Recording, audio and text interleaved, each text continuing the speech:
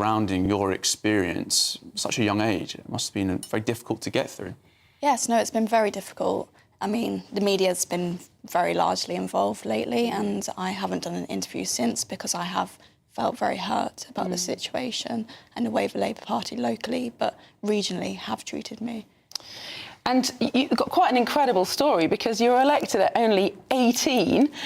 How did it feel to be such a young councillor on the council, and yet you've obviously done a lot of campaigning in that time? Yeah, no, I feel as though at first I was considered to be quite naive and underestimated, but my resignation probably shows that that's not the case, and I will fight for injustices and things I feel that are truly right. So, Daisy, you arrived on the council, you had this concern about taxis, you wanted CCTV to be put in.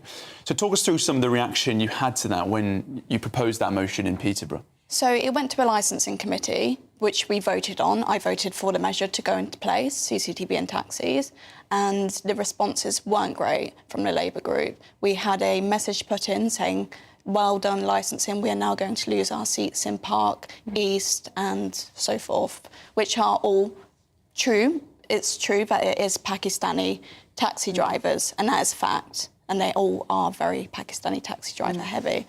So just to be clear on this, you felt as though, as the deputy leader of the Labour group sending that message, that he was more concerned about losing votes than actually engaging with the concerns you'd raised for this motion? Yes, and I actually received a message the other day after my resignation that said, you have been betrayed for votes. And that hurts because my morals have always been with the Labour Party.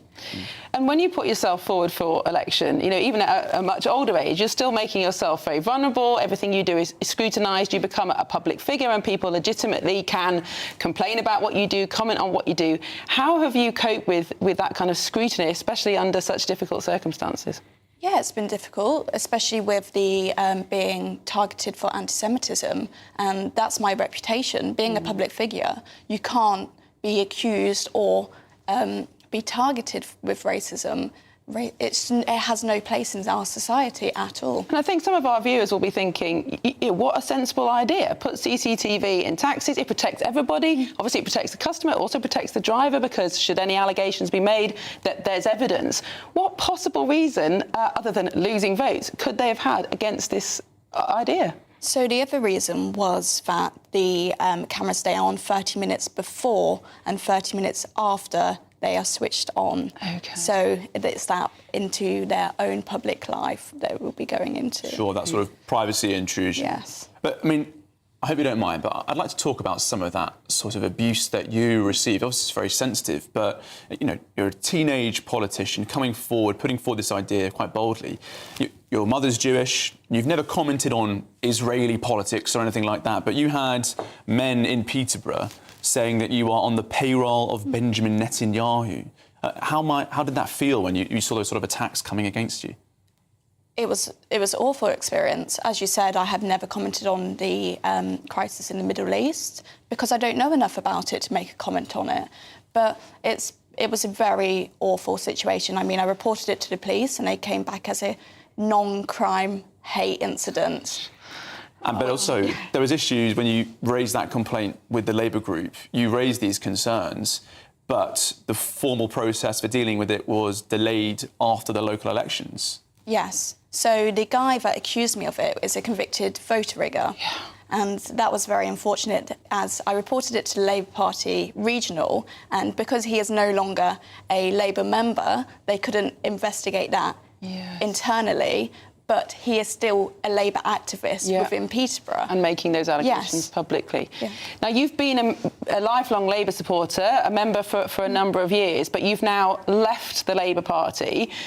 Do you think people, Labour members, hearing your story and hearing you today, will start to reconsider their own Labour membership in light of what you've experienced? Possibly, but I feel as though my resignation may have people internally start being conscious about what's going on within different regions in their own CLPs. Just 1 year in politics, really. I mean, you've done more than most people do in their entire lives. But what's your reaction now, looking at the state of politics in the UK, across the whole country? Does this experience sort of given you a negative feeling about how we do our politics here? We always talk about how we want more young people to get involved. It must be an awful thing. I mean, it has given me a very negative feel about politics because a lot of people have reached out to me and raised concerns about their own experience in politics. And that's not just within Peterborough. I had other people come to me from Peterborough and who were organisers for the local Labour Party with me with their own concerns. And then, but nationally, people have reached out